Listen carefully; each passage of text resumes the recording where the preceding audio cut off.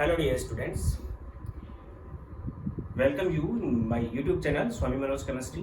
Class 11th के Bohr model के अंदर उसकी जो एप्लीकेशंस चल रही थी उसमें मैंने आपको एनर्जी गैप किस टाइप से कैलकुलेट करते हैं, उससे रिलेटेड फ्रीक्वेंसी, उससे रिलेटेड वेव नंबर, उससे रिलेटेड लैम्डा वेव लेंथ हम कैसे कंसिडर करते हैं, ये मैं आपको बता चुका हूँ।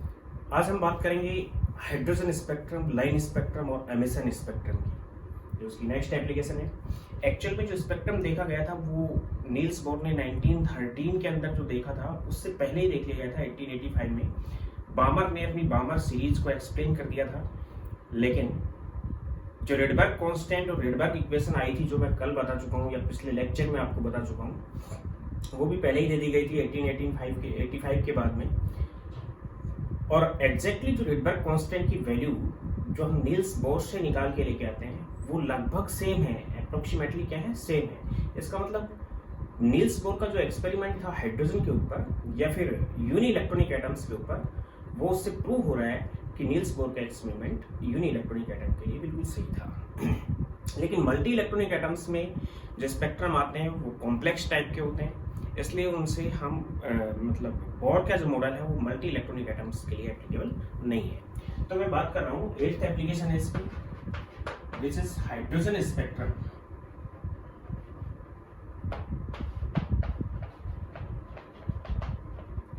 जिसको हम दूसरा नाम दे रहे हैं लाइन स्पेक्ट्रम,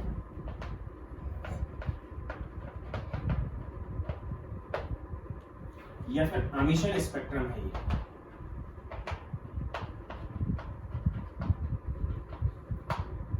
ध्यान दे लेना, स्पेक्ट्रम्स का डिस्कस मैं पहले कर चुका हूं। एटॉमिक स्पेक्ट्रम को हमने दो पार्ट में डिवाइड किया था, एक था line spectrum.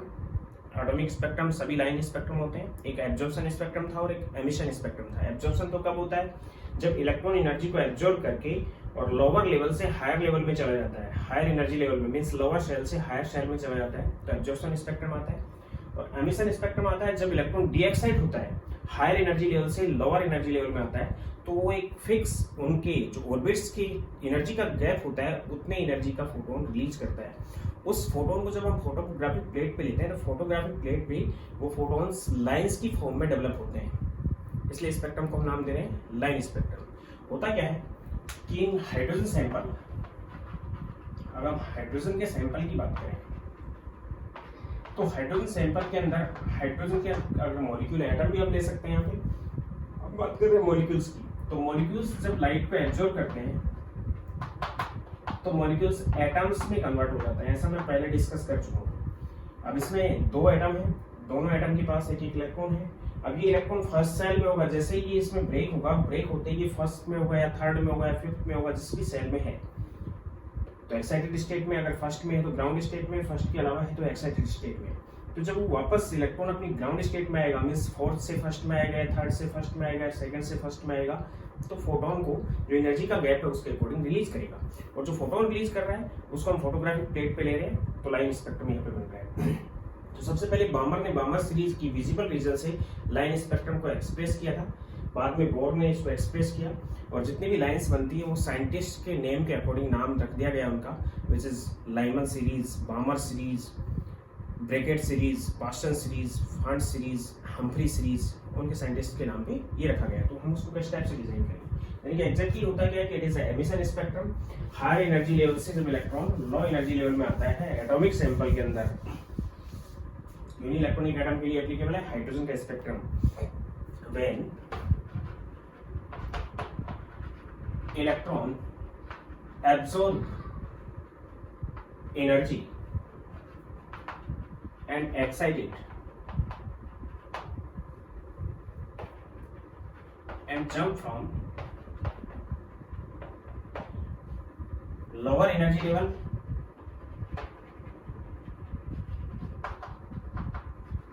to higher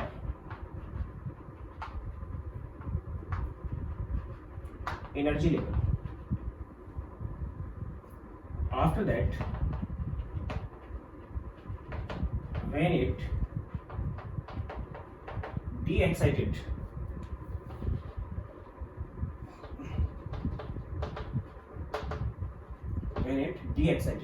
then energy is release by electron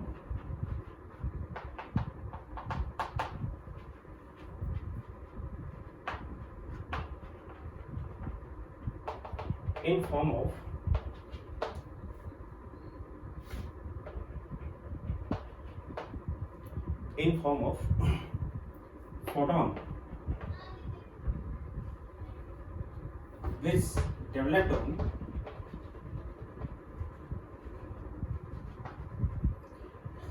photographic plate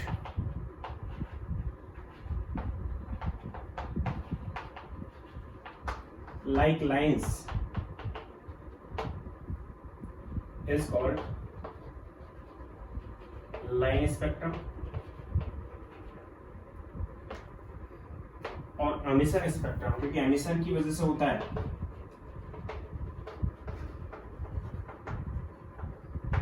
line spectrum और एमिशन स्पेक्ट्रम।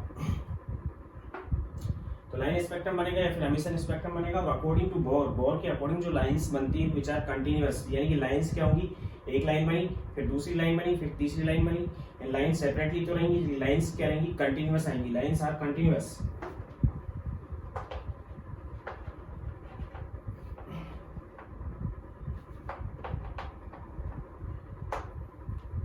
और ये इसका ड्रॉबैक भी था कि लाइंस जो होती हैं बाद में जीमान इफेक्ट और स्टार इफेक्ट में पता चला कि लाइंस जो स्पेक्ट्रम लाइंस बनती है वो कंटिन्यूअस नहीं होती, डिसकंटिन्यूअस होती हैं।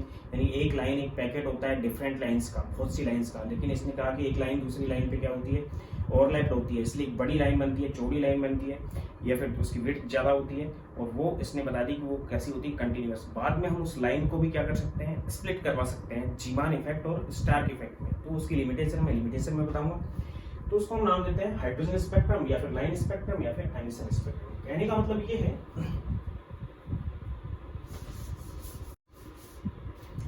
कि एक एटम है जिसमें डिफरेंट एनर्जी लेवल्स बने हुए हैं। इलेक्ट्रॉन फर्स्ट लेवल में सपोज था, यूनि इलेक्ट्रॉनिक एटम है हाइड्रोजन। फर्स्ट लेवल से इलेक्ट्रॉन ने क्या किया, एनर्जी को एब्जॉर्ब किया और एक्साइटेड हो गया। ये फर्स्ट लेवल है और फर्स्ट लेवल में n इज 1 हो जाता है और इसको हमेशा ही हम ग्राउंड स्टेट नाम देंगे। ये एक्साइटेड स्टेट नहीं है। अगर इलेक्ट्रॉन बाकी किसी भी स्टेट में विचार एक्साइटेड स्टेट, इलेक्ट्रॉन जंप करके यहाँ जा सकता है इतने फोटोन को एब्जॉर्ब करके या इतने फोटोन की एनर्जी को एब्जॉर्ब करके, या इलेक्ट्रॉन यहाँ से यहाँ जा सकता है या फिर इलेक्ट्रॉन यहाँ से यहाँ आ सकता है। जो इनकी एनर्जी गैप है उनके फोटोन की एनर्जी को एब्जॉर्ब करके पहुंच जाएगा। Then these are excited state. It is first excited state. अगर ग्राउंड स्टेट ये है तो ये इसकी फर्स्ट एक्साइटेड स्टेट होगी।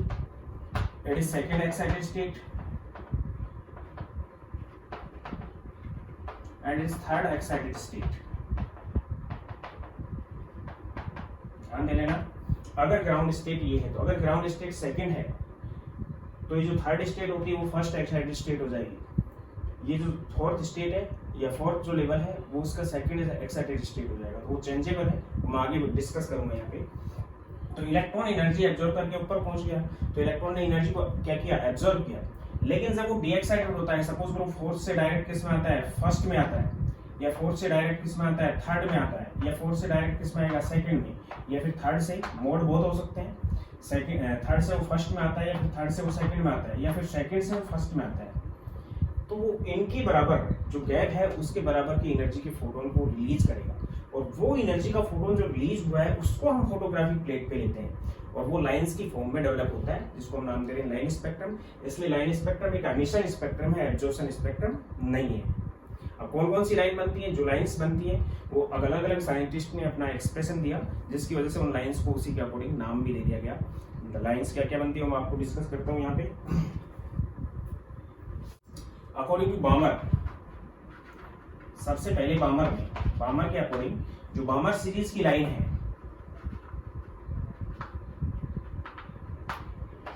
1885 में इसने एक्सप्लेन किया कि बामर सीरीज की जो लाइंस हैं, बामर लाइंस हैं, उनके लिए ग्राउंड स्टेट जो होती है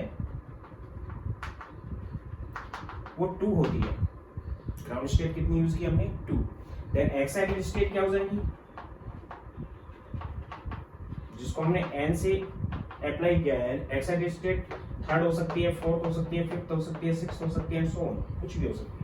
तो अकॉर्डिंग टू बामर के अकॉर्डिंग अगर उसका हम वेव नंबर कैलकुलेट करना चाहें जो फोटोन रिलीज हो रहा है, तो उसका वेव नंबर जो आता है 109677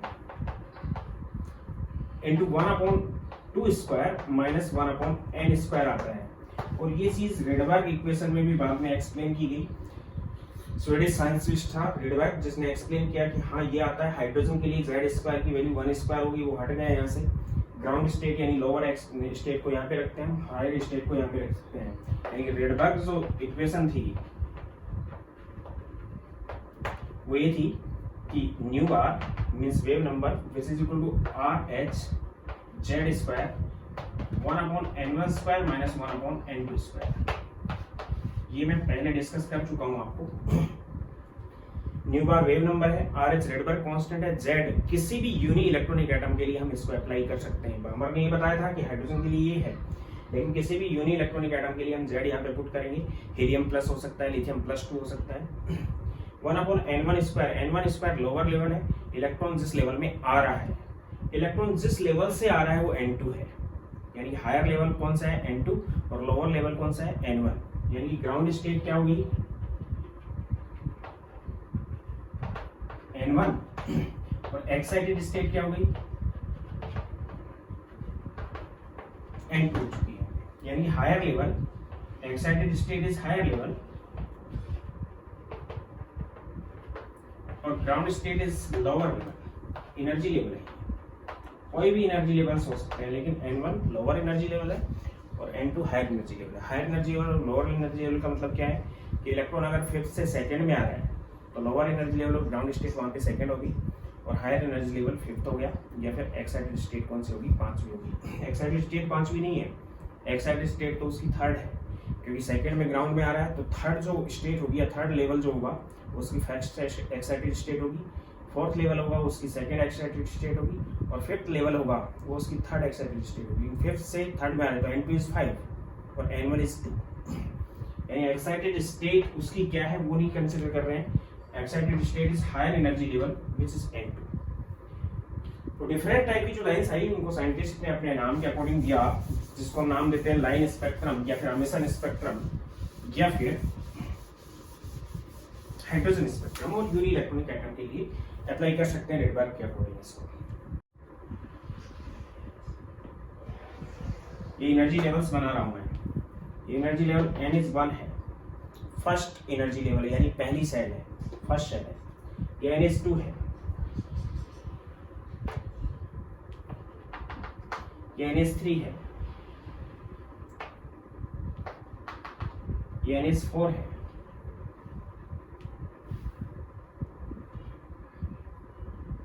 ये n इज 4 है, ये n इज 5 है, ये n इज 6 यूज कर रहा हूं मैं। 7 भी हो सकता है, 8 भी हो सकता है, 6, 7, 8 जो भी होंगी मैंने उसके अकॉर्डिंग यूज किया। जैसा कि बोर ने बताया था कि पहला और दूसरा जो शेल होगी, फर्स्ट और सेकंड, उसमें एनर्जी गैप ज्यादा होगा, सेकंड थर्ड में उससे कम होगा, थर्ड फोर्थ में उससे भी कम होगा, फोर्थ फिफ्थ में उससे भी कम होगा। तो यहाँ से यहाँ तक इंक्रीजिंग एनर्जी लेवल्स है। मैं 7th भी यूज कर रहा हूँ यहाँ पे, it is n is 7, n 7। और सपोज करो ये एक इनफाइनाइट लेवल है, इनफाइनाइट सेल का भी डिस्कस मैं आपको कर चुका हूँ। n क्या है यहाँ पे, इनफाइनाइट है। इनफाइनाइट का मतलब एटम से बिल्कुल जस्ट बाहर है वो, यानी कि इनफाइनाइट सेल में अगर इलेक्ट्रॉन चला गया तो इनफाइनाइट सेल में वो इलेक्ट्रॉन अगर गया है इसका मतलब वो जस्ट बाहर निकला है, किससे, एटम से। उसकी एनर्जी मैक्सिमम हो जाती है और वो जीरो हो जाती है। ये कौन सा लेवल यूज कर लिया मैंने, इनफाइनाइट लेवल।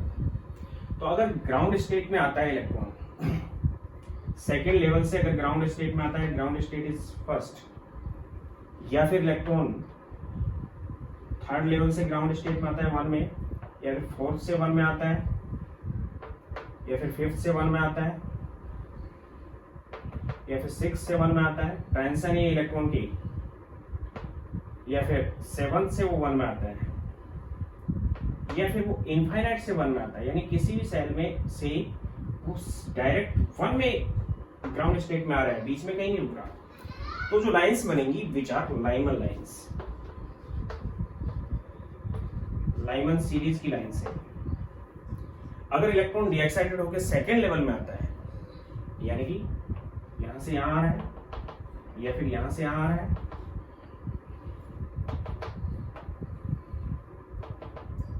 तो जो फोटोन रिलीज होंगे उन फोटोन से जो लाइन बनेगी विच आर बामर लाइंस और बामर सीरीज, BALMER, या फिर इनको हम नाम देंगे लाइमन लाइंस और इनको हम नाम देंगे बामर lines.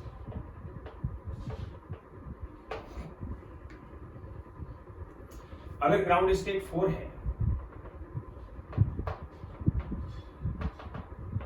Sorry ground state 3rd है, तो डीएक्साइटेड ये हो सकता है, इनफाइनाइट से भी आ सकता है इलेक्ट्रॉन। तो यहाँ पे जो लाइंस होगी इसको नाम देंगे हम पाशन, ये पाशन सीरीज है या पाशन लाइंस है, साइंटिस्ट के नाम के अकॉर्डिंग रखा गया है, पाशन सीरीज। ग्राउंड स्टेट 4 हो सकती है,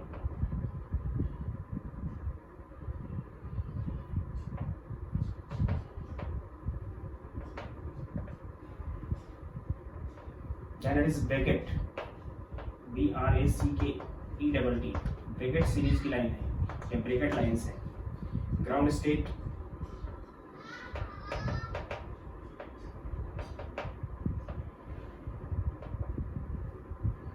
हो सकती है 5, then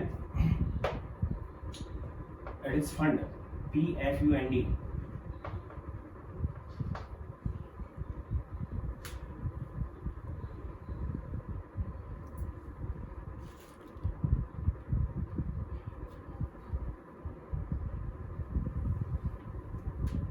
it is Pfund series. और अगर ग्राउंड स्टेट 6 है, then it is Humphrey series.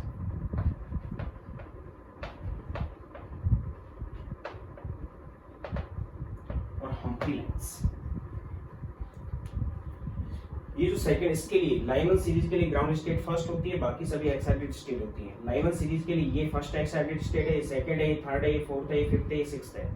बामर series के लिए ग्राउंड लेवल सेकंड है, ये इसकी फर्स्ट एक्साइटेड स्टेट है, सेकंड है, थर्ड है, फोर्थ है, फिफ्थ है। इसके लिए ग्राउंड स्टेट 3 है, कौन सी सीरीज के लिए? पासन सीरीज के लिए ग्राउंड स्टेट 3 है, ये इसकी फर्स्ट एक्साइटेड स्टेट है, ये सेकंड है, ये थर्ड है, ये फोर्थ है। इसी टाइप से जो ब्रैकेट सीरीज है उसके लिए ग्राउंड स्टेट क्या है? 4th है, और ये इसकी फर्स्ट एक्साइटेड स्टेट है, ये सेकंड है, ये थर्ड है। इसी टाइप से ब्रैकेट के लिए ग्राउंड स्टेट 5 है, हम्फ्री के लिए ग्राउंड स्टेट 6 है, यानी 1 2 3 4 5 एंड 6 टाइप के लेवल्स हुए। लाइमन जो सीरीज होती है वो अल्ट्रावायलेट रीजन से होती है, यानी कि जो लैम्डा आएगा वो कौन से रीजन का रहेगा? अल्ट्रावायलेट का, जो कि मैंने आपको बता रखा है 1 नैनोमीटर टू 400 नैनोमीटर।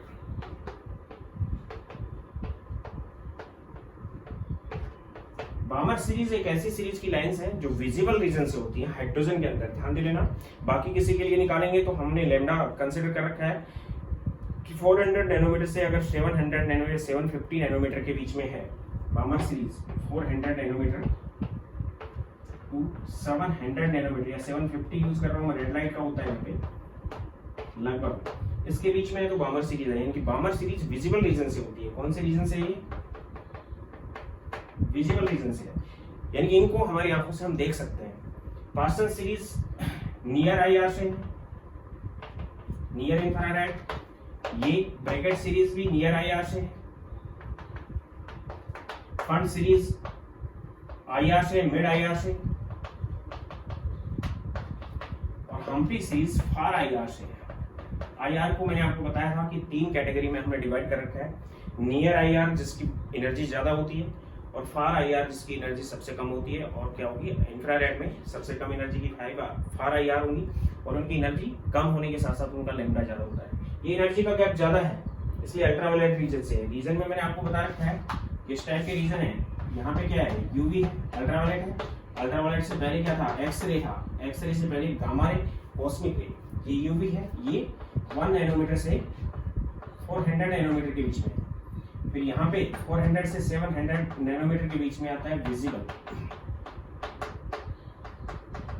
फिर आता है IR लगभग 15,000 नैनोमीटर तक होता है। इसको हमने 3 पार्ट में डिवाइड कर रखा है।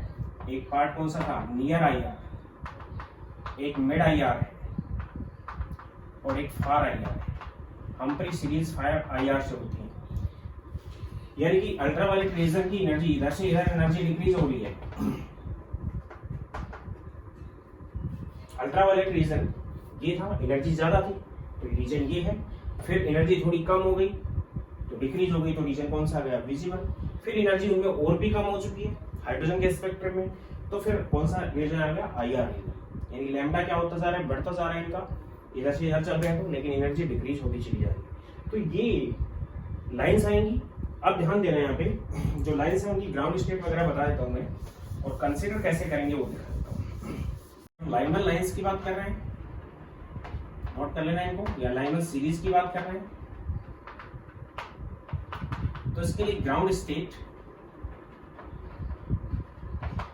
1 है, यानी N1 की वैल्यू कितनी है, 1, और एक्साइटेड स्टेट कोई भी हो सकती है एक को छोड़कर, यानी एक्साइटेड स्टेट 2, 3, 4, 5 एंड सो कुछ भी हो सकती है। 2 is first excited state for Lyman, 3 is second, it is 4, ध्यान दे लेना, 1 is ground, 2 is first excited state, 3 is second, 4 is third excited state. And Balmer series के लिए, Balmer lines के लिए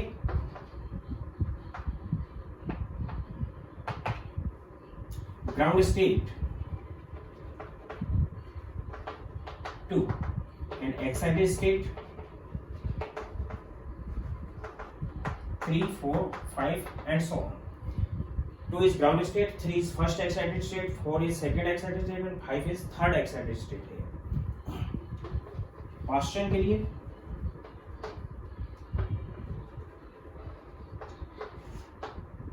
the Passion lines ground state is 3 and excited state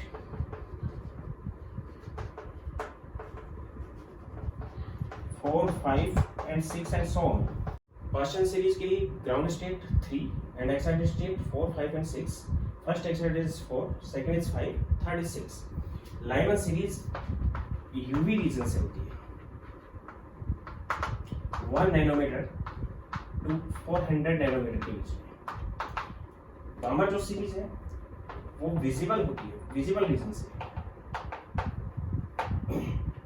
आंखों से देख सकते हैं हम इसे, और विजिबल रीजन है 400 नैनोमीटर से 750 नैनोमीटर। पार्सल सीरीज है वो नियर IR से, यानी इंफ्रारेड रीजन से, ग्रेटर देन 7000 एंगस्ट्रॉम या 700 नैनोमीटर, यानी एंगस्ट्रॉम में कन्वर्ट करेंगे तो 10 से मल्टीप्लाई कर देंगे। It is 10 to 4000, it is 4000 to 7500, it is 7000 से ज्यादा होगी। तो ये होगी सीरीज। इसके बाद नेक्स्ट है ब्रैकेट।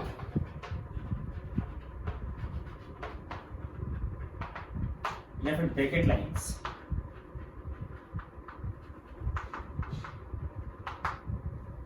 ग्राउंड स्टेट 4, यानी N1 की वैल्यू होती है यहाँ पे ग्राउंड स्टेट, और N2 की वैल्यू एक्साइटेड स्टेट में कुछ भी हो सकती है। Excited state is 5, 6, 7 and so on. 5 is first excited state, 6 is second and 7 is third excited state. Fund P silent है इसमें, PFUND फंड सीरीज या फंड लाइंस साइंटिस्ट के नाम पे दी गई है। फंड लाइंस के लिए ground state 5 and excited state 6, 7, 8 and so on. 6 is first excited state, 7 is second and it's third. ये जो ब्रैकेट सीरीज होती है ये भी नियर IR से होती है, यानी कि ग्रेटर देन 7000 एंगस्ट्रॉम लैम्डा होगा इनका। जो फर्स्ट सीरीज है ये मिड IR से होती है, इंफ्रारेड रीजन से ही है, यानी ग्रेटर देन 7000 एंगस्ट्रॉम इनका भी लैम्डा होगा, यानी एनर्जी इनकी कम होती है क्योंकि गैप बहुत कम है। And last is Humphrey series.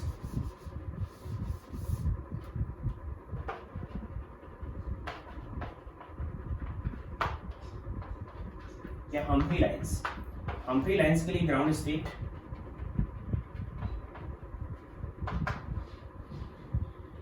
Six है और excited state 7, 8 and so on. 7 is first excited state and 8 is second excited state. Humphry series या हम्फ्री लाइंस जो होंगी वो फार IR से होती हैं, वही 7000 एंगस्ट्रॉम से ज्यादा लैम्डा होता है इनका, यानी कि एनर्जी का गैप बहुत कम हो गया इसलिए ऐसा हो गया। ये तो थी लाइंस। इसके साथ साथ मैं यहाँ पे डिस्कस कर रहा हूँ कि अगर लाइमर लाइंस हम यूज कर रहे हैं, लाइमर लाइंस अगर हम यूज कर रहे हैं तो उसके केस में ये जो लाइन है second to first, it is alpha line. ये जो लाइन है ये इसकी बीटा लाइन है, ये है बीटा लाइन कौन सी है, third to first. And fourth to first जो लाइन है वो गामा लाइन है, इस टाइप से इनका नाम भी दे रहे हैं, अल्फा बीटा एंड गामा। और ये जो लाइन है जो इनफाइनाइट टू फर्स्ट आ रही है which is limiting line. Similarly इसमें भी ये लाइन अल्फा है, ये लाइन बीटा है, ये लाइन गामा है, आगे की लाइन को हम डेल्टा नाम दे देते हैं, और ये इसकी कौन सी लाइन है, लिमिटिंग लाइन। लिमिटिंग लाइन की एनर्जी सबसे ज्यादा होगी सब सीरीज में, सबसे कम एनर्जी किसकी होगी, अल्फा लाइन की, और सबसे ज्यादा एनर्जी गैप किसका रहेगा, जो लिमिटिंग लाइन यूज कर रहे हैं। उसी टाइप से इसमें भी ये अल्फा होगी, ये बीटा होगी, ये गामा होगी, अल्फा कौन सी होगी, इसके अंदर अल्फा कौन सी होगी, अल्फा होगी थर्ड टू सेकंड, बीटा होगी फोर्थ टू सेकंड, गामा होगी फिफ्थ टू सेकंड। इसमें भी अल्फा कौन सी होगी, fourth to third, beta fifth to third and gamma six to third. इसी टाइप से इनकी लाइंस को भी देंगे। तो ये जो इनफाइनाइट से ग्राउंड स्टेट में जो लाइंस आ रही हैं विच आर लिमिटिंग लाइन, ये इसकी लिमिटिंग लाइन, ये इसकी लिमिटिंग लाइन, ये इसकी लिमिटिंग लाइन होगी, ये इसकी लिमिटिंग लाइन होगी, और ये इसकी लिमिटिंग लाइन होगी, ये इसकी लिमिटिंग लाइन होगी। यानी इनफाइनाइट से जिस भी सीरीज की जो ग्राउंड स्टेट है उसमें जो लाइंस आ रही है उसकी एनर्जी सबसे ज्यादा रहेगी उस सीरीज के लिए, और उसको हम लिमिटिंग लाइन, उससे ज्यादा एनर्जी इलेक्ट्रॉन डीएक्साइटेड होकर वहां पे नहीं दे सकता। और अल्फा लाइन की एनर्जी सबसे कम होगी, लैम्डा सबसे ज्यादा होगा। लिमिटिंग लाइन की एनर्जी सबसे ज्यादा होगी, लैम्डा सबसे कम होगा। और जो लाइंस बन रही है उनका जो रेंज आएगा, जैसे लाइमर सीरीज की रेंज आएगी 1 नैनोमीटर टू कहां पे होगी, 1000 नैनोमीटर, यानी कि यहाँ पे लैम्डा ज्यादा होगा, एनर्जी कम, और यहाँ पे एनर्जी ज्यादा होगी, लैम्डा कम, लेकिन रेंज रहेगी 1 नैनोमीटर से 1000 नहीं 400 नैनोमीटर के बीच। उसी टाइप से तो ये लिमिटिंग लाइंस। अब मैं बात कर रहा हूँ इसकी कि सपोज करो आपके पास एक एटम है और एक एटम में केवल एक इलेक्ट्रॉन होगा, क्योंकि यूनिइलेक्ट्रॉनिक एटम होता है हाइड्रोजन, उसका हम डिस्कस कर रहे हैं। वो एक इलेक्ट्रॉन 6th लेवल में है, इलेक्ट्रॉन तो एक ही है लेकिन कौन से लेवल में है वो, 6th लेवल में। अब 6 लेवल से उसको फर्स्ट लेवल में आना है, 6 लेवल से उसको फर्स्ट लेवल में आना है। डायरेक्ट वो एक इलेक्ट्रॉन अगर 6 लेवल से फर्स्ट लेवल में आता है तो केवल एक फोटोन रिलीज करेगा, और उसकी एनर्जी किसकी एनर्जी के इक्वल होगी, 6 to 1 के बीच का जो गैप था उसके इक्वल होगी। यानी कि उसके कई मोड हो सकते हैं। 6 से वो डायरेक्ट फर्स्ट में आएगा तो एक फोटोन करेगा, 6 से वो पहले 5th में आएगा तो एक करेगा, 5th से वो डायरेक्ट फर्स्ट में आएगा तो एक और कर देगा। यानी 6 से फर्स्ट में आने के लिए केवल एक भी कर सकता है और 2 भी कर सकता है, 6 से 5 में, 5 से फर्स्ट में, 6 से 4th में, 4th से फर्स्ट में, 6 से 3 में, 3 से फर्स्ट में, 6 से 2 में, 2 से फर्स्ट में, तो 2 करेगा। अगर वो 6 से 5 में आता है, 5 से 4 में आता है, 4 से 3rd में आता है, 3rd से 2 में आता है, 2 में से फर्स्ट में आता है, तो 5 लाइंस या 5, क्योंकि मोड ऑफ ट्रांजिशन अलग अलग है, तो 5 फोटोन को रिलीज करेगा। और 5 फोटोन की एनर्जी अलग अलग होगी तो लाइंस अलग अलग बनेगी, इसलिए 5 वो फोटोन, मैक्सिमम वो 5 फोटोन रिलीज कर सकता है और मिनिमम वो 1 फोटोन रिलीज कर सकता है 6 से फर्स्ट में आने के लिए। इलेक्ट्रॉन तो एक ही है, अब उसका मोड क्या होगा उस पर डिपेंड करेगा कि वो कितनी लाइन एक्सप्रेस करेगा। तो नंबर ऑफ लाइंस जो बनती हैं वो किसके इक्वल होती हैं, नंबर ऑफ फोटॉन्स रिलीज्ड और number of modes of transition of electron. Means मैं लिख सकता हूं नंबर ऑफ स्पेक्ट्रम लाइंस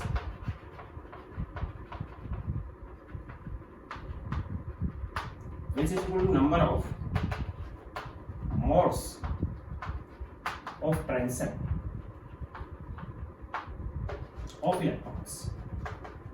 एक इलेक्ट्रॉन हो सकता है, एक से ज्यादा, अगर सैंपल ले रहे हैं तो एक से ज्यादा इलेक्ट्रॉन भी होगा, एक से ज्यादा एटम है तो एक से ज्यादा इलेक्ट्रॉन भी होंगे उसमें, 10 एटम है तो 10 इलेक्ट्रॉन होंगे। तो जितने मोड बनेंगे और जितना सिमिलर मोड होगा उसका तो एक ही लाइन आएगी, और जो अनसिमिलर मोड है उससे एक से ज्यादा लाइन हो जाएगी। तो नंबर ऑफ स्पेक्ट्रम लाइंस होंगी, number of modes of transition of electrons पर डिपेंड करेगी। व्हेन ट्रांजिशन ऑफ इलेक्ट्रॉन्स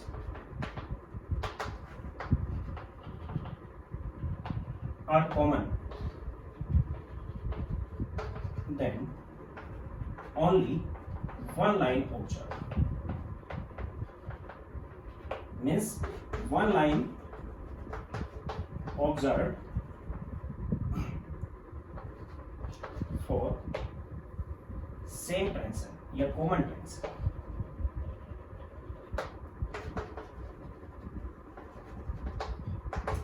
कहने का मतलब ये है कि सपोज करो कि हमारे पास हाइड्रोजन की 1 लाख एटम थे, एक सैंपल है हाइड्रोजन का जिसमें 1 लाख एटम है हाइड्रोजन की। अब उन सब में एक इलेक्ट्रॉन होगा और सभी इलेक्ट्रॉन सभी एटम्स के अंदर सपोज करो 5th एनर्जी लेवल में है, सभी एटम्स के अंदर सभी इलेक्ट्रॉन 5th एनर्जी लेवल में है और उनको आना है ग्राउंड स्टेट 1 में, यानी 1 में आना है। तो 1 में आना है तो सपोज करो कि उनमें से 50,000 इलेक्ट्रॉन ऐसे थे जो 5th से डायरेक्ट 1 में आ गए, यानी कि उनका सेम ट्रांजिशन का मोड था। 50,000 इलेक्ट्रॉन इस टाइप के थे जो डायरेक्ट 5th से किस में आ गए, 1 में आ गए। तो ट्रांजिशन उनका कॉमन हो गया, सेम ट्रांजिशन हो गया, और सेम ट्रांजिशन हो गया तो केवल एक लाइन आएगी। उन 50,000 इलेक्ट्रॉन्स के लिए केवल एक लाइन आएगी क्योंकि सेम लैम्डा के फोटोन को रिलीज करेंगे। बचे 50,000, उनमें से 20,000 ऐसे थे जो डायरेक्ट 5th से 2nd में आए तो एक लाइन और आएगी। 20,000 के लिए जो 5th से 2nd में आए उनके लिए एक लाइन। अब वो 20,000 2nd से 1st में भी आए तो उनके लिए एक और लाइन आएगी। Means total number of line कितनी होगी, 3।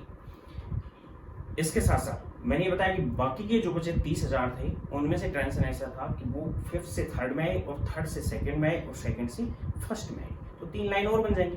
5th से 3rd में एक लाइन आएगी, कॉमन ट्रांजिशन हो गया, और 3rd से 2nd में एक लाइन और आएगी, कॉमन ट्रांजिशन हो गया, और 2nd से 1st में एक लाइन और थी जो कि पहले भी आ चुकी, 5th से 2nd में और 2nd से 1st में, यानी 2nd से 1st में 29,000 के लिए भी आ रही है और 2nd से 1st में उन 20,000 के लिए भी आ रही है। तो केवल एक ही लाइन आएगी। मीन्स टोटल मैंने आपको जो बताया एक बार फिर मैं कर लेता हूँ डिस्कस। 1 लाख इलेक्ट्रॉन थे, 5th लेवल में थे, 1 लेवल में आना है, ग्राउंड स्टेट में आना है। 50,000 का ट्रांजिशन था कि वो 5th से डायरेक्ट 1 में आई तो एक लाइन। 20,000 का ट्रांजिशन था कि वो 5 से 2nd में आई तो एक लाइन, तो 5 से 2nd क्या आ जाएगी, कॉमन ट्रांजिशन है, एक ही लाइन आएगी। और फिर वो 2nd से 1st में आई तो एक लाइन और आएगी। फिर है कितने 30,000, उनका ट्रांजिशन ये था कि वो 5 से 3rd में आई तो एक डिफरेंट लाइन होगी क्योंकि उनके लैम्डास अलग होंगे। 5 से 3rd में एक डिफरेंट लाइन आएगी, फिर 3rd से 2nd में आई एक डिफरेंट लाइन और आएगी, फिर 2nd से 1st में आई तो एक कॉमन लाइन होगी क्योंकि पहले वाले 20,000 का ट्रांजिशन भी 2nd से 1st में था और इन वाले 30,000 का ट्रांजिशन भी 2nd से 1st में है। तो 30,000 ये और 20,000 हुई, दोनों का सेम ट्रांजिशन हो गया, इसलिए केवल उन दोनों के ट्रांजिशन के लिए केवल एक लाइन ही ड्रा होगी, लेकिन थिकनेस अलग अलग होगी। लाइन की जो थिकनेस है वो डिपेंड करती है कि नंबर ऑफ इलेक्ट्रॉन कितने उसमें इन्वॉल्व हो रहे हैं। 50,000 के लिए जो लाइन की थिकनेस थी वो फिक्स हो गई। उसके बाद 20,000 की लाइन की थिकनेस थी जो कहाँ से कहाँ 5 से 2nd में आए थे, उनके लिए जो लाइन की थिकनेस होगी वो 20,000 के अकॉर्डिंग, मीन्स 50,000 इलेक्ट्रॉन का जो रोल था उसमें थिकनेस ज़्यादा रहेगी, 20,000 इलेक्ट्रॉन का रोल था उसमें थिकनेस कम हो जाएगी। अब मैंने बताया कि कॉमन ट्रांजिशन बना 30,000 का भी 2nd से 1st में और 20,000 का भी 2nd से 1st में बना। तो उस कंडीशन में क्या होगा कि टोटल ट्रांजिशन के लिए इन्वॉल्व इलेक्ट्रॉन 50,000 हो गए, 20,000 प्लस 30,000। तो 50,000 के लिए जो वो थिकनेस की लाइन आएगी वो पहले वाले 50,000 की थिकनेस की इक्वल होगी, लेकिन लाइन अलग होगी क्योंकि मोड ऑफ ट्रांजिशन अलग है। यानी कॉमन अगर ट्रांजिशन है मोड का तो चाहे कितने भी इलेक्ट्रॉन उसमें इन्वॉल्व कर रहे हैं केवल एक ही लाइन बनेगी। हाँ, नंबर ऑफ इलेक्ट्रॉन अगर ज्यादा है तो उस लाइन की थिकनेस ज्यादा होगी। यानी कि दोबारा मैं इसको लिख रहा हूं, in case of common transition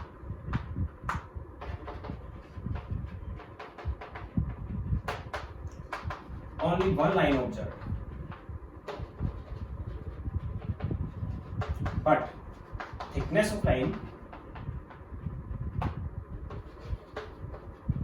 depends upon number of electrons involved in transition। यानी कहने का मतलब मैंने जो एग्जांपल लिया उसमें ये था कि आपके पास 1,00,000 इलेक्ट्रॉन है, फिफ्थ लेवल में है। लेवल्स को मैं इस टाइप से बना रहा हूँ, ये फोर्थ है, ये थर्ड है, ये सेकंड है, ये 1 है, ये 2 है, ये 3 है, ये 4 है, ये 5 है। यहाँ पे 1,00,000 इलेक्ट्रॉन्स हैं जिनमें से 50,000 इलेक्ट्रॉन्स का ट्रांजिशन ये है, 20,000 इलेक्ट्रॉन्स का ट्रांजिशन ये है और 20,000 का ही इलेक्ट्रॉन्स का ट्रांजिशन ये है, 30,000 इलेक्ट्रॉन्स का ट्रांजिशन ये है, 30,000 इलेक्ट्रॉन्स का ही ट्रांजिशन ये है और 30,000 इलेक्ट्रॉन्स का ट्रांजिशन ये है। यानी टोटल आपके पास लाइन कितनी हो गई? एक लाइन तो ये बनेगी, डिफरेंट मोड ऑफ ट्रांजिशन है, एक लाइन ये बनेगी, डिफरेंट मोड ऑफ ट्रांजिशन है, एक लाइन ये बनेगी, एक लाइन ये बनेगी और एक लाइन ये बनेगी, कॉमन ट्रांजिशन है। या फिर ऐसा होता ये 30,000 यहाँ से यहाँ आते, यहाँ से यहाँ आते, यहाँ से यहाँ आते और यहाँ से यहाँ आते, तो भी एक कॉमन लाइन आती है इसमें। या फिर ऐसा होता है ये यहाँ से यहाँ आते और यहाँ से यहाँ आते और यहाँ से यहाँ आते, तो भी एक कॉमन लाइन होती है। यानी कॉमन ट्रांजिशन के लिए केवल एक लाइन बनेगी। लेकिन अगर थिकनेस की अगर इनमें बात करें तो इसको मिटा रहा हूं मैं। नंबर ऑफ लाइंस होगी 1 2 3 4 5, 5 लाइन होगी, ये कॉमन है तो एक ही लाइन होगी, 1 2 3 4 एंड 5। तो इस टाइप से स्पेक्ट्रम आएगा कि फोटोग्राफिक प्लेट पे लाइंस आई, तो एक की थिकनेस तो ये थी,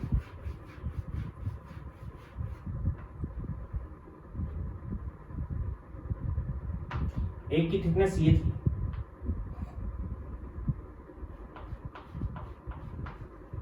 एक की थिकनेस ये थी,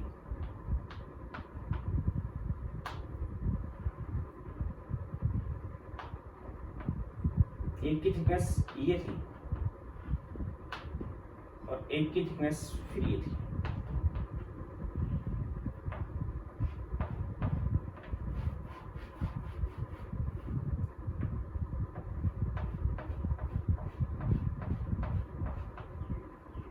ये 5 लाइन इसमें बनी है। अब ये जो 5 लाइन बनी है मैंने किस टाइप से बनाई है ध्यान देना, इसकी और इसकी थिकनेस सेम है। ये 50,000 इलेक्ट्रॉन्स के रोल से बनी हुई है जिनकी थिकनेस मैंने ज्यादा दिख रही है। एक लाइन ये और एक लाइन ये, दोनों की थिकनेस इक्वल है। 50,000 का रोल है, इसमें 50,000 का ट्रांजिशन 5 से 1 में है, इसमें 50,000 का ट्रांजिशन सेकंड से फर्स्ट में है। ये जो लाइन है ये 20,000 से बनी हुई है, यानी इस लाइन के लिए, क्योंकि 20,000 इलेक्ट्रॉन थे, थिकनेस कम हो गई, लाइन तो अलग बनी। ये जो लाइंस हैं ये 30,000 से बनी हुई है,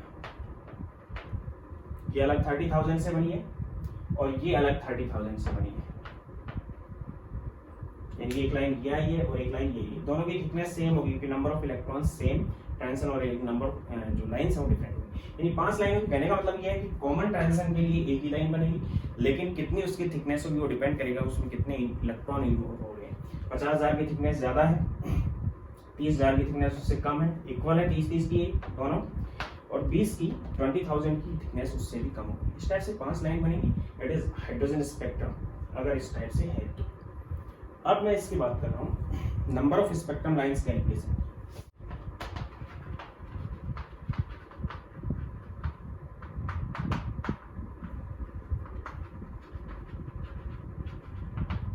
number of spectrum line calculation.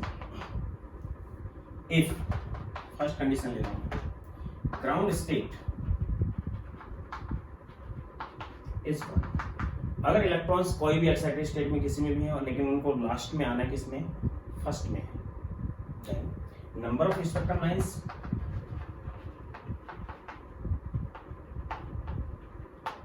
which is equal to n into n minus 1 divided by 2, where n is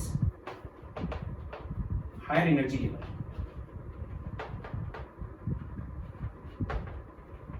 n यहाँ पे हायर एनर्जी लेवल है। फॉर एग्जाम्पल सपोज दैट यही कंडीशन है कि ग्राउंड स्टेट फर्स्ट में आना है, मैक्सिमम स्पेक्ट्रम लाइंस है मैक्सिमम नंबर, इससे कम भी बन सकती हैं लेकिन मैक्सिमम इतनी बन पाएंगे, यानी इतने मोड ऑफ ट्रांजिशन हो सकता है maximum.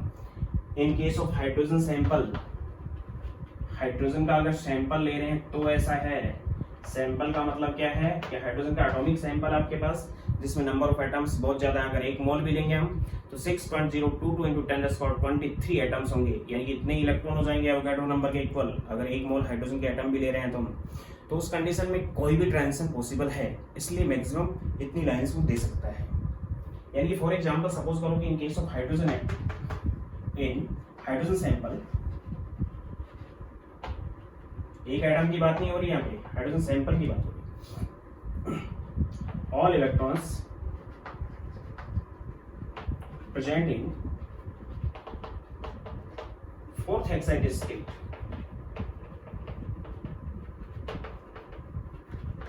then calculate maximum number of spectrum lines.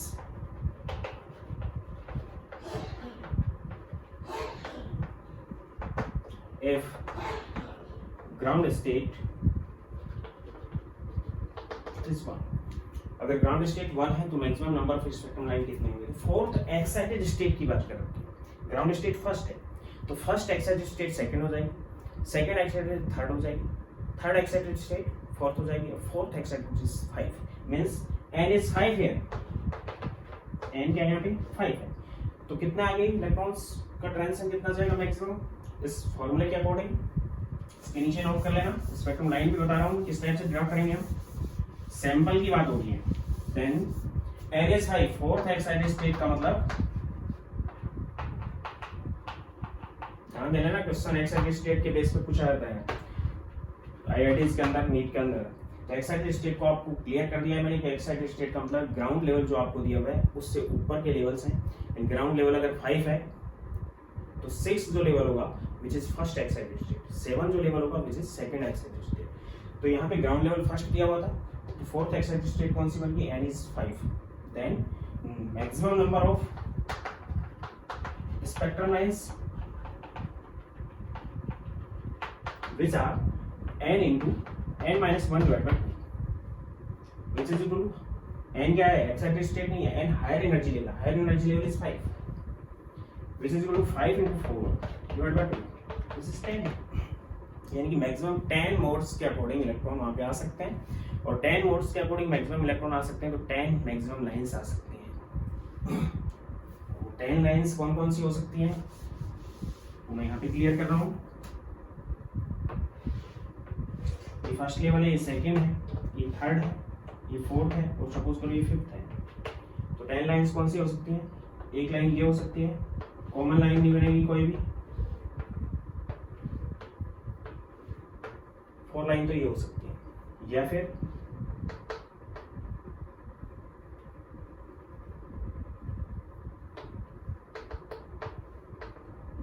Three line ये हो सकती है, या फिर 2 लाइन ये हो सकती है, या फिर 1 लाइन, कोई भी लाइन कॉमन नहीं है। लेकिन ये लाइन कौन सी होंगी सारी? लाइमन, ये सारी कौन सी होंगी? बामर, ये सारी कौन सी होंगी? पाशन, और ये ब्रैकेट लाइन होगी इसमें। ये 1 लेवल था, ये 2 था, ये 3 था, ये 4 था, और ये 5 लेवल है। कहने का मतलब है कि कोई भी मोड यहाँ पे कॉमन नहीं है, सभी मोड मैंने डिफरेंट लिए हैं। टोटल नंबर ऑफ लाइंस 10 हो गई, लाइमन लाइंस यहाँ पे 4 हो जाएंगी, ये यहाँ पे 3 हो जाएंगी, ये यहाँ पे 2 हो जाएंगी, यहाँ पे 1 हो जाएगी, यानी 4 + 3 + 2 + 1 10 स्पेक्ट्रम लाइंस यहाँ पे बनेगी। अब कोई भी मोड ट्रांजिशन का कॉमन नहीं है, कुछ इलेक्ट्रॉन ऐसे थे जो 5 से 4 में आए तो एक लाइन देंगे, 4 से 3rd में आए तो एक और देंगे, कॉमन ट्रांजिशन होगा। 3rd से इसमें आए तो एक लाइन और दे देंगे, और इससे इसमें आए तो एक लाइन और दे देंगे। कुछ ऐसे तो जो यहाँ से और डायरेक्ट कहाँ पे आए, इसकी एक लाइन ये थी,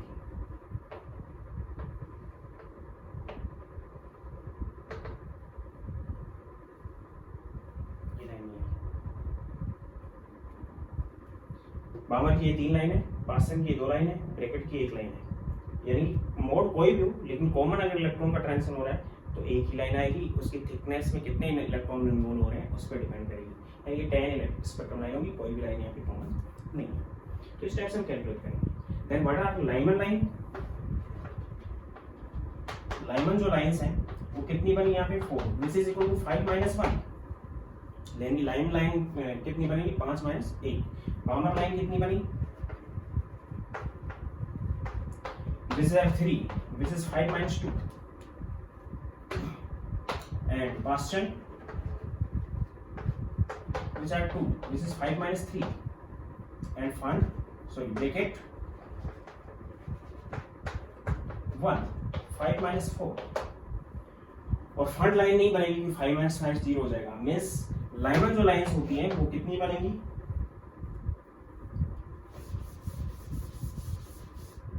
maximum Lyman lines are n - 1, Balmer lines n - 2, Boston lines n - 3, Bricket lines n - 4 and fund lines और भी एक्साइटेड स्टेट अगर होगी तो n - 5। इसी टाइप से हम्फ्री लाइंस n - 6 हो जाएंगी, यानी n हाईएस्ट एनर्जी लेवल है जिससे नंबर ऑफ मैक्सिमम लाइंस कितनी बन पाएंगी वो है। तो इसको मैं इस टाइप से रिप्रेजेंट कर सकता हूँ कि टोटल नंबर ऑफ 10 लाइन कैसे बनी इसमें, या number of spectrum lines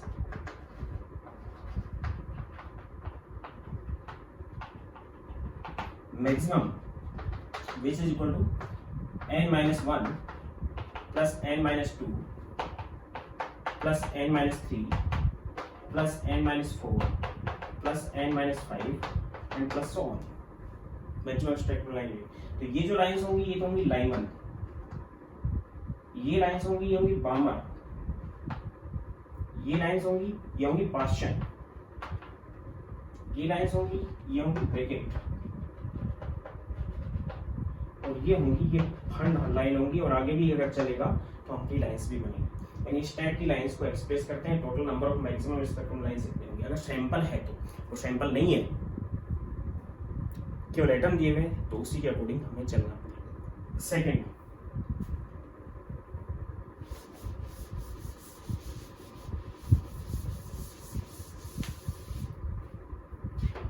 if ground state is n1 and higher energy level,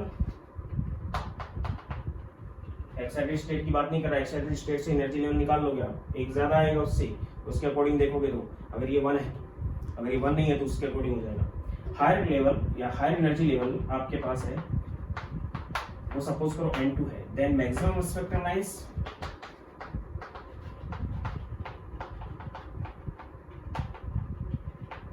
which is equal to n2 minus n1 multiplied by n2 minus n1 plus 1 divided by 2, इतनी maximum number of spectrum lines होंगी। For example suppose करो आपको दे दिया ground state आपके पास है, यानी सभी इलेक्ट्रॉन्स को कहाँ ट्रांसफर करना है, आपको ग्राउंड स्टेट 3 में करना है, और जो है हायर एनर्जी लेवल है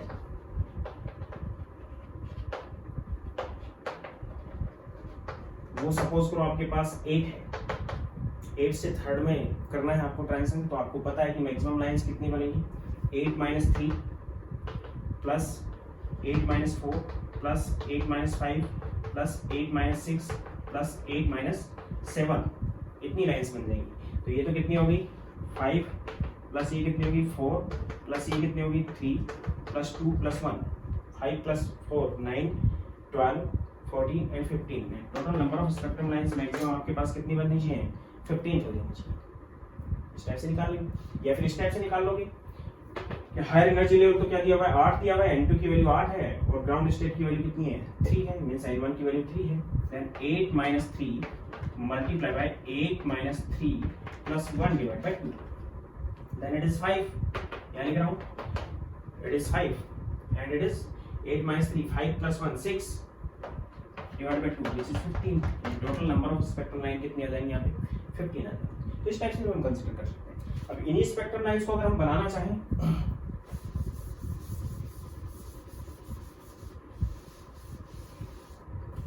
तो सपोज करो ये लेवल्स बने हुए, ये फर्स्ट है, ये सेकंड है, ये थर्ड है, ये फोर्थ है, ये फिफ्थ है, ये सिक्स्थ है, ये सेवंथ है और ये एट्थ है।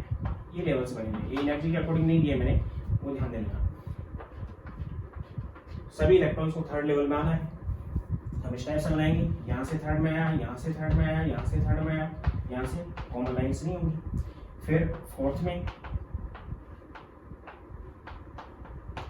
फिर ये लेवल में, फिर ये लेवल में और फिर ये लेवल में। यानी कि ये जो लाइन बनी ये 5 बनी, ये जो लाइन बनी ये 4 बनी, ये 3 बनी, ये 2 बनी और ये 1 बनी। Total number of spectrum lines यहाँ पे 15 हो गई। इस टाइप से हम देखें, कोई भी मोड आपके पास कॉमन नहीं होना चाहिए। अब मैं क्वेश्चंस की बात कर लेता हूँ। Calculate maximum and minimum spectrum lines in a hydrogen atom, from a hydrogen atom.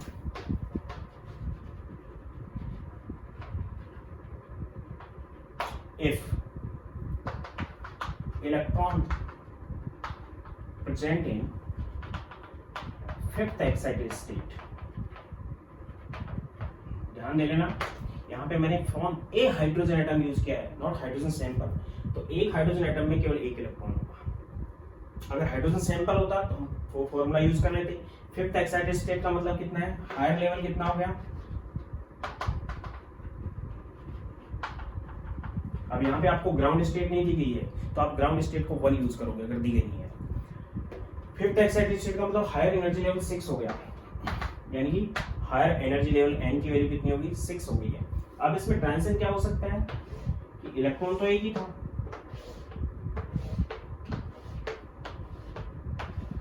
Electron तो कितना है, एक है केवल, उसी को डीएक्साइड होकर फर्स्ट लेवल में आना है, यानी पाने में आना है। तो मैक्सिमम तो लाइन की ये देगा, यहाँ से यहाँ आए, यहाँ से यहाँ आए, यहाँ से यहाँ, यहाँ से यहाँ पे और यहाँ से यहाँ पे। यानी कि अगर ये इस मोड में आता है तो मैक्सिमम लाइन्स इससे आएंगी, एक ही इलेक्ट्रॉन है, एक लाइन ये, एक लाइन ये, एक लाइन ये, एक ये और एक ये, यानी कितनी लाइन आ गई यहाँ पे, 5 लाइन्स। यानी मैक्सिमम जो लाइन होंगी वो हो जाएंगे 6 - 1 higher energy level minus ground state. तो मैक्सिमम स्पेक्ट्रम लाइन तो ये होंगी। और मिनिमम स्पेक्ट्रम लाइन यही इलेक्ट्रॉन है, मिनिमम स्पेक्ट्रम लाइन एक हो सकती है कि डायरेक्ट टाइप, तो ये तो मैक्सिमम होगी, एंड मिनिमम स्पेक्ट्रम लाइन 1 हो सकती है यहाँ पे। और आपसे पूछ लिया गया कि how many बामर lines can be form, तो बामर लाइन के केवल एक बनेगी, यानी विजिबल लाइन केवल क्या बनेगी, एक। और मिनिमम बामर लाइन, मैक्सिमम बामर लाइन तो एक बन सकती है, और मिनिमम कितनी बन सकती है, 0। अगर डायरेक्ट ट्रांजिशन हो तो मिनिमम 0, बामर लाइन यहाँ पे बनेगी ही नहीं। इसी टाइप का एक और एग्जांपल ले रहा हूं मैं।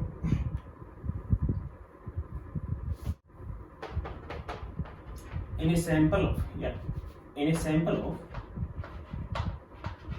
hydrogen atoms there are 3 atoms present, या 2 atoms लगा लो,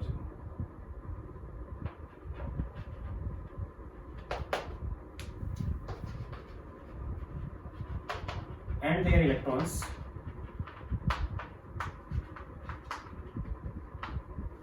presenting 6th energy level,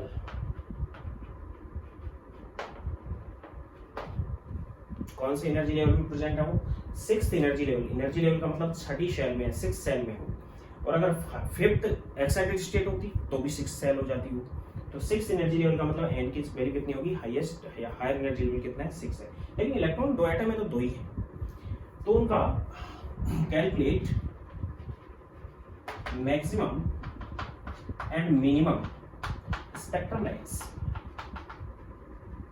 तो आपको कैलकुलेट करना है कि उससे मैक्सिमम स्पेक्ट्रम लाइन कितनी बनेगी और मिनिमम कितनी बनेगी। तो मैं 2 एटम के लिए एक ही ड्रा कर रहा हूं।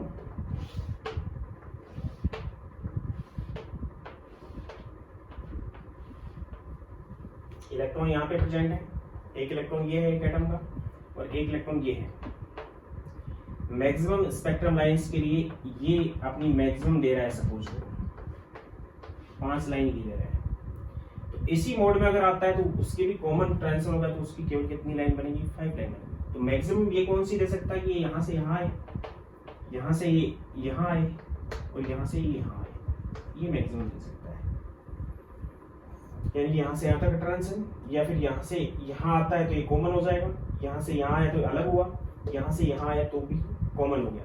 यानी कि ये तो बनाएगा कितना 1 2 3 4 5 5 लाइन, और ये बनाएगा 1 2, इट इज कॉमन, ये लाइन कॉमन होगी तो एक ही लाइन आएगी, तो 1 और 2, तो मैक्सिमम ये कितनी लाइंस दे सकता है 2। यानी total maximum number of lines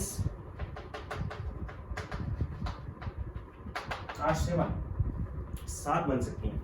इसकी मैंने मैक्सिमम बना दी, इसकी मैंने मैक्सिमम बना दी। अगर ये ट्रांजिशन आप नहीं लेते, सपोज करो आप दूसरा ट्रांजिशन ले लेते, इसी इलेक्ट्रॉन को आगे लिख रहा हूं मैं, ध्यान दे लेना कि आप ये ट्रांजिशन लेते हैं वही इलेक्ट्रॉन का, इस वाले का तो 5 लाइन बन गई, मैक्सिमम ये बना सकता था कि इसका यहाँ से यहाँ आया, यहाँ से यहाँ आया, यहाँ से यहाँ आया, तो अब ये कॉमन आ गई, एक वो गई, ये कॉमन नहीं है किसी से भी और ये कॉमन नहीं है किसी से भी, तो मैक्सिमम वो 2 ही दे सकता है। अगर ये 5 दे रहा है तो मैक्सिमम कितनी देगा 2, अगर वो 5 मैक्सिमम दे रहा है तो ये कितनी दे पाएगा 2। यानी टोटल मैक्सिमम स्पेक्ट्रम लाइंस यहाँ पे 7 बन सकती है, इससे ज़्यादा नहीं बन सकती। मिनिमम